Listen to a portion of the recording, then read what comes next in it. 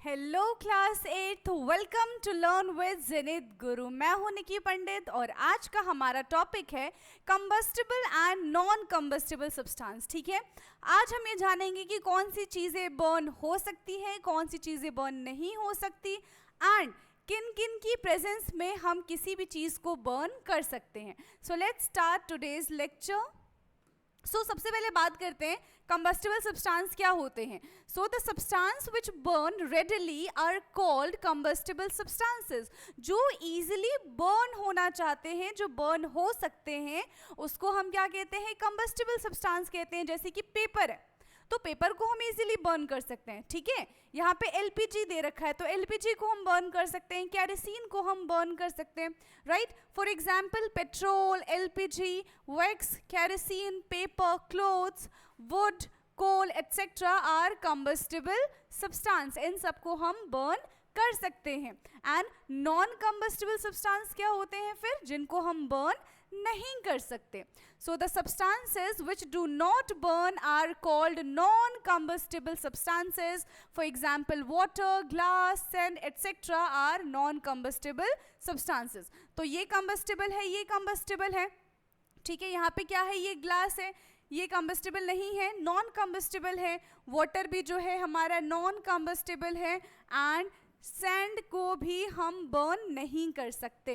तो यहाँ पे कुछ एग्जाम्पल्स दिए गए हैं। आई होप कि आपको समझ में आया होगा, राइट। नाउ अब कंडीशन क्या चाहिए हमें किसी भी चीज़ को बर्न करने के लिए? कुछ ना कुछ कंडीशंस तो होनी चाहिए होगी, राइट।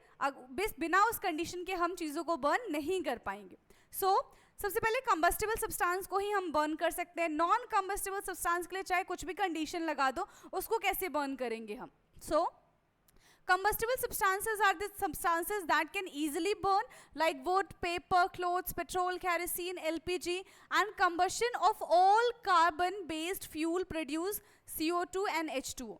तो हम जितने भी कार्बन बेस्ड प्रोडक्ट को बर्न करते हैं तो वहां से हमें कार्बन डाइऑक्साइड एंड वाटर मिलता ही मिलता है, right. Now supporter of combustion, combustion का सपोर्टर कौन है? सबसे बड़ा सपोर्टर कंबशन का होता है ऑक्सीजन। विदाउट ऑक्सीजन हम किसी को भी बर्न नहीं कर सकते। ठीक है, so we know that oxygen is necessary for combustion, so it is called supporter of combustion, है ना। ऑक्सीजन नेसेसरी है, ऑक्सीजन जरूरत है किसी भी चीज को बर्न करने के लिए। In most of the case oxygen is available from air when a burning coal is covered with the vessels of coal fire stops. Hence it is clear that oxygen or air is necessary for burning. ठीक है, oxygen necessary होता है burn करने के लिए and carbon dioxide क्या करता है? उसको स्टॉप कर देता है, उस बर्निंग को स्टॉप कर देता है, because carbon dioxide is more heavy than oxygen. तो वो एक ब्लैंकेट की तरह उसको घेर लेता है और वो उसको बुझा देता है आग को। Clear? Now ignition temperature, what is ignition temperature? मतलब वो टेम्परेचर जिस पे कोई भी सब्सटेंस बर्न होना स्टार्ट हो जाता है। तो हर एक ऑब्जेक्ट के लिए इग्निशन टेम्परेचर अलग अलग होता है। फॉर एग्जाम्पल हम पेपर की बात करते हैं तो पेपर का इग्निशन टेम्परेचर बहुत कम होता है। क्यों? क्योंकि उसको जैसे ही हम उसके पास आग लेकर आएंगे वो तुरंत जल जाएगा। लेकिन वहीं अगर हम वुड की बात करें तो वुड का इग्निशन टेम्परेचर हाई होता है। आप जैसे ही वुड के पास मैचस्टिक लेके जाओगे, ठीक है, या फिर कैंडल लेके जाओगे, वो तुरंत बर्न होना स्टार्ट नहीं होगा, it will take time. So the minimum temperature at which substance catches fire and start burning is known as its ignition temperature. Minimum temperature, कम से कम कितना टेम्परेचर दे कि कोई भी सब्सटेंस इजिली बर्न होना स्टार्ट हो जाए, that is ignition temperature, right. Ignition temperature और ignition point और kindling temperature. So a substance must be heated to its ignition temperature so as to start burning. एक example यहाँ पे दिया गया है। The ignition temperature of candle is low but it's higher than the room temperature. So the candle does not start burning by itself at the room temperature. जो candle है उसका ignition temperature कम होता है बट इतना भी कम नहीं है कि अपने आप रूम टेम्परेचर में वो बर्न हो जाए या फिर थोड़ी सी गर्मी से बर्न हो जाए, राइट।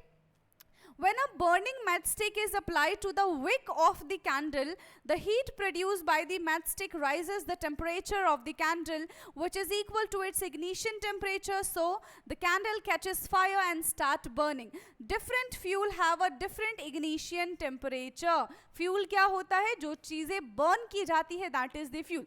यहाँ पे कैंडल का एग्जाम्पल लिया गया कि कैंडल का इग्निशन टेम्परेचर कम होता है, बट इतना भी कम नहीं कि अपने आप वो रूम टेम्परेचर में बर्न होना शुरू हो जाए. जब हम उसके पास बर्निंग कैंडल लेके जाएंगे, मैचस्टिक लेके जाएंगे और उसको बर्न करेंगे, तो हम उसको तब तक बर्न करेंगे जब तक वो अपना मिनिमम टेम्परेचर एक्वायर नहीं कर लेता. और जैसे ही वो बर्न होना स्टार्ट हो जाएगा, that is it's ignition temperature.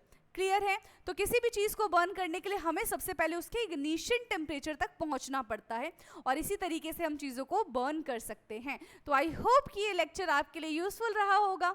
ऐसे ही यूजफुल लेक्चर्स के लिए, वीडियोस के लिए आप हमारे चैनल को सब्सक्राइब कर सकते हैं. बाकी मिलेंगे हम नेक्स्ट क्लास में, तब तक ले पढ़ते रहिए. Thank you so much.